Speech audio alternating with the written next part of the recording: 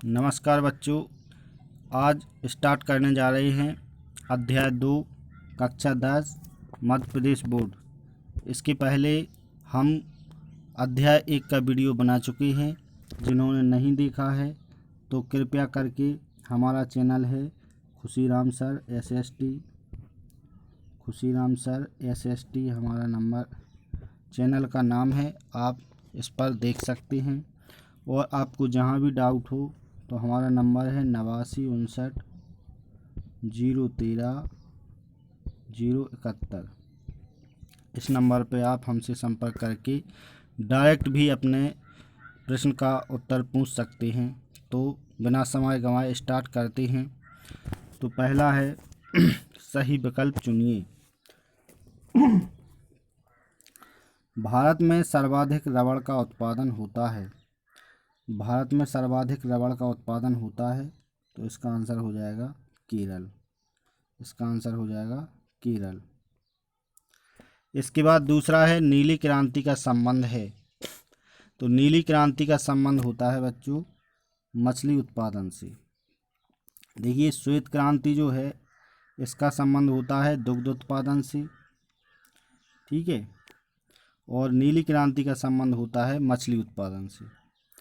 अगला क्वेश्चन है लौह अयस्क का प्रकार नहीं है। लौह अयस्क का प्रकार नहीं है, इसका आंसर हो जाएगा बॉक्साइट।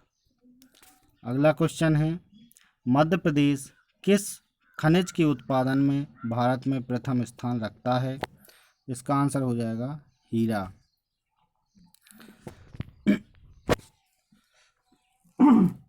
इसके बाद रिक्त स्थानों पर चलते हैं। रिक्त स्थानों की पूर्ति कीजिए। तो सबसे पहला है पीत क्रांति का संबंध निम्न में से है। तो इसका आंसर हो जाएगा खाद्य तेलों एवं तिलहन फसलों से। इसका क्या है? खाद्य तेलों एवं तिलहन फसलों से। अगला है श्वेत क्रांति द्वारा भारत में को बढ़ावा मिला है। तो इसका आंसर हो जाएगा दुग्ध को बढ़ावा मिला है। इसके बाद अगला है प्रति हेक्टर गेहूं का सर्वाधिक उत्पादन करने वाला राज्य है। तो इसका आंसर हो जाएगा उत्तर प्रदेश। उत्तर प्रदेश, ठीक है। इसके बाद सोयाबीन उत्पादन में प्रथम स्थान प्राप्त भारतीय राज्य है। तो इसका आंसर हो जाएगा मध्य प्रदेश। अब चलते हैं सही जोड़ियों पर। तो सबसे पहला सही जोड़ियां मिलाइए। तो सबसे पहले मक्का का हो जाएगा उत्तर प्रदेश। चाय का हो जाएगा असम। कपास का हो जाएगा महाराष्ट्र। चावल का हो जाएगा पश्चिम बंगाल। और तंबाकू का हो जाएगा आंध्र प्रदेश। तो ये हो गए हमारे वस्तुनिष्ठ प्रश्न। अब इसके बाद चलते हैं लघु उत्तरीय प्रश्न पर। तो पहला प्रश्न है खाद्यान्न फसलों से क्या तात्पर्य है? खरीफ व रबी की फसलों में अंतर बताइए। तो देखिए, जो खाद्यान्न फसलें होती हैं तो खाद्यान्न फसलें मुख्यतया वे फसलें होती हैं जिनका उपयोग हम खाद्य पदार्थ के रूप में करते हैं, यानी खाने के रूप में करते हैं। तो इसका आंसर हो जाएगा खाद्यान्न फसलें वे फसलें होती हैं जिनका उपयोग हम भोजन के रूप में या खाने के रूप में करते हैं। इसके अंतर्गत जैसे गेहूं है, चावल है, दाल है आदि। अब एक खरीफ और रबी की फसल में अंतर बताइए।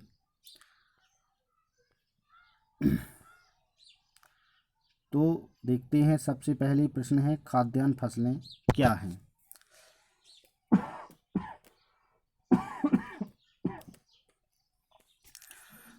खाद्यान्न फसलों से आशय उन फसलों से है। खाद्यान्न फसलों से आशय उन फसलों से है जो हमारे लिए मुख्य रूप से खाद्य पदार्थ का कार्य करती हैं, जैसे गेहूं, चावल, ज्वार, बाजरा, मक्का, चना और दालें। यानी पहले भी बता चुके हैं कि खाद्यान्न फसलें वे फसलें होती हैं जिनका उपयोग हम मुख्य रूप से खाने के रूप में करते हैं, यानी खाद्य पदार्थ के रूप में करते हैं। उसमें चावल हो जाएगा और गेहूं हो जाएगा आदि फसलें ये हैं। इसके बाद रबी और खरीफ की फसलें इसी के अंतर्गत थीं। तो आगे देखते हैं।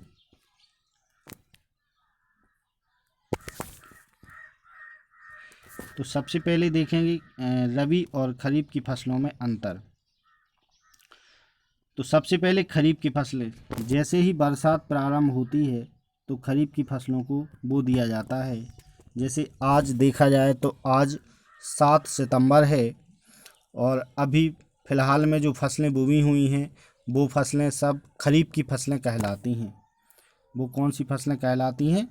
खरीफ की फसलें कहलाती हैं, जिसके अंतर्गत मुख्य रूप से सोयाबीन, मूंगफली, तिलहन, उड़द, मूंग आदि फसलें आती हैं। इसके बाद जैसे ही ये फसलें कट के तैयार हो जाती हैं, खेत खाली हो जाते हैं, तुरंत ही जिन फसलों को बोया जाता है दीपावली के बाद, उन फसलों को हम रबी की फसलें कहते हैं। तो सबसे पहले पहला पॉइंट देखते हैं, खरीफ की फसल। यह फसलें वर्षा के प्रारंभ में जून जुलाई में बोई जाती हैं। यह फसलें वर्षा के प्रारंभ में जून जुलाई में बोई जाती हैं और यह फसलें अक्टूबर नवंबर में बोई जाती हैं। रबी की फसलें अक्टूबर नवंबर में बोई जाती हैं और खरीफ की फसलें जून जुलाई में बोई जाती हैं। दूसरा देखें, यह फसलें अक्टूबर नवंबर में काट ली जाती हैं और यह फसलें मार्च अप्रैल में काट ली जाती हैं। इसके बाद खरीफ की फसलों में तीसरा नंबर देखें, इन फसलों को पकने में कम समय लगता है और इन फसलों को पकने में अधिक समय लगता है। चौथा देखें, ये फसलें मुख्य रूप से मानसूनी वर्षा पर निर्भर करती हैं। ठीक है, जैसे अभी बरसात का मौसम है, यदि अच्छी बारिश हो जाती है तो हमारी ये फसलें अच्छी हो जाती हैं और यदि बारिश कम होती है, सूखा पड़ जाती है या अत्यधिक हो जाती है, बाढ़ आ जाती है, तो ये फसलें नष्ट हो जाती हैं। तो इसलिए हमने कहा है कि ये फसलें मुख्य रूप से मानसूनी वर्षा पर निर्भर रहती हैं। ये फसलें मुख्य रूप से सिंचाई पर निर्भर रहती हैं। ठीक है, अब इनके अंतर्गत इसकी मुख्य फसलें हैं ज्वार, बाजरा, मक्का, मूंग, सोयाबीन, मूंगफली आदि, और इसकी मुख्य फसलें हैं गेहूं, जौ, चना, मटर आदि। ठीक है, आ गया समझ में? चलो अगला क्वेश्चन। अब यहाँ पर चलते हैं, ये नगदी या व्यापारिक फसलें क्या हैं? तो नगदी या व्यापारिक फसलें वे फसलें होती हैं जो जिन फसलों को हम बोते हैं लेकिन उनको क्या करती हैं हम डायरेक्ट खाने के रूप में उपयोग नहीं करती हैं, बल्कि उसे क्या करती हैं, उन फसलों को बेचकर उनका क्या करती हैं, व्यापार करती हैं। डायरेक्ट पैसा वसूलने के लिए हम उन फसलों को उगाते हैं। जैसे इसके अंतर्गत तंबाकू है, गन्ना है आदि फसलें, कपास है। तो इसकी परिभाषा हो जाएगी, नगदी या व्यापारिक फसलें वे फसलें होती हैं जो प्रत्यक्ष रूप से भोजन के लिए उत्पन्न नहीं की जाती हैं, किंतु उन्हें बेचकर नगद राशि प्राप्त की जाती है। ठीक है, इनके अंतर्गत कपास, सोयाबीन, तंबाकू, गन्ना आदि फसलें आती हैं। अब अगला क्वेश्चन आता है कि जायद की फसलें क्या हैं? तो ग्रीष्म ऋतु में पैदा की जाने वाली सब्जियां, यानी गर्मी की फसल में जो सब्जियां मिलती हैं, जैसे लौकी हो गया, खरबूज हो गया, तरबूज हो गया, जिसको अपन कहते हैं कलिंदर, चीमरी आदि, ये फसलें, ककड़ी है, तो ये जायद की फसलें कहलाती हैं। तो ग्रीष्म ऋतु में पैदा की जाने वाली जो फसलें होती हैं, जो सब्जियां होती हैं, हरे चारे होते हैं, जैसे बाजरा हो गया, भिंडी हो गई, तो आदि फसलें ये जायद के अंतर्गत आती हैं। ठीक है, तो इसके बाद अगला है,